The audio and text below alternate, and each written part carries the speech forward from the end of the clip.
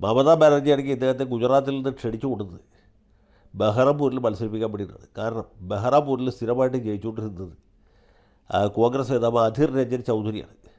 ചൗധരി 1999 മുതൽക്ക് സ്ഥിരമായിട്ട് ജയിച്ചുകൊണ്ടിരുന്ന സീറ്റാണ് ബഹ്റംപൂർ. ചൗധരിയെ തോൽപ്പിക്കാൻ ബംഗാളിൽ ആണായി പിറന്നവരാരുമില്ല എന്ന് തോന്നിയുകൊണ്ട് ഗുജറാത്തിൽ നിന്ന് യൂസഫ് പട്ടാനെ കൊണ്ടുവന്ന് മത്സരിപ്പിച്ചു. പട്ടാൻ വലിയ ഭൂരിപക്ഷത്തിൽ ജയിച്ചു പാർലമെൻറ്റ് മെമ്പറായി. അങ്ങനെ അധീർ രഞ്ജൻ ചൗധരിയെ മലത്തി അടിച്ചു എന്ന ഒരു ആത്മവിശ്വാസത്തിലായിരുന്നു ദീദി ഇത്ര നാളും കഴിഞ്ഞത്.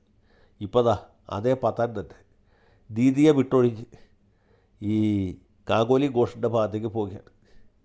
എങ്ങനെയുണ്ട് കൈ പിടിച്ച് പൊക്കിക്കൊണ്ടുവന്ന ദീദിക്ക് പട്ടാൻ കൊടുത്ത സമ്മാനം എന്ന് നിങ്ങൾ ആലോചിച്ച് നോക്കിയാൽ മതി. ബംഗ്ലാ ഭാഷ പോലും അറിയാത്ത ആളാണ് പട്ടാൻ. അദ്ദേഹത്തിൻ്റെ മാതൃഭാഷ ഗുജറാത്തിയും സംസാര ഭാഷ ഉറുദുവുമാണ്. ഇങ്ങനെ ഒരാളെ ഗുജറാത്തിലെ വഡോദരയിൽ നിന്ന് പൊക്കിക്കൊടുത്ത് ബഹ്റംപൂരിൽ മത്സരിപ്പിച്ച് ജയിപ്പിച്ച് പാർലമെൻറ്റ് മെമ്പറായി കഴിഞ്ഞപ്പോൾ ദീദി കിട്ടിയ സമ്മാനം എങ്ങനെയുണ്ട് എന്നാലോചിച്ച് നോക്കുക. അപ്പോൾ ഇതുപോലെയുള്ള ആളുകളാണ് നമ്മുടെ നാട്ടിൽ ഈ രാഷ്ട്രീയമായിട്ട് നടക്കുന്നതിൽ കൂടുതൽ. ഋതംബ്രത ബാനർജിയുടെ കാര്യം ഞാൻ നേരത്തെ പറഞ്ഞു. SFI നേതാവായിരുന്നു. ഈ സ്ത്രീ വിഷയത്തിൽ പുള്ളിയെ CPM നിന്ന് പുറത്താക്കിയതാണ്. അതിനുശേഷം തൃണമൂൽ കോൺഗ്രസിൽ ചേർന്നു.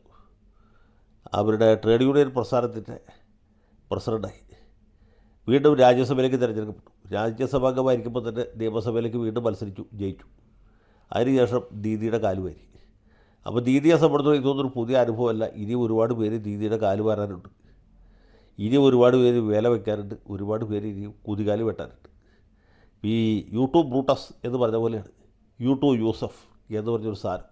ഷേക്സ്പിയർ ജീവിച്ചിരുന്നെങ്കിൽ പുള്ളി എഴുതുമായിരുന്നു.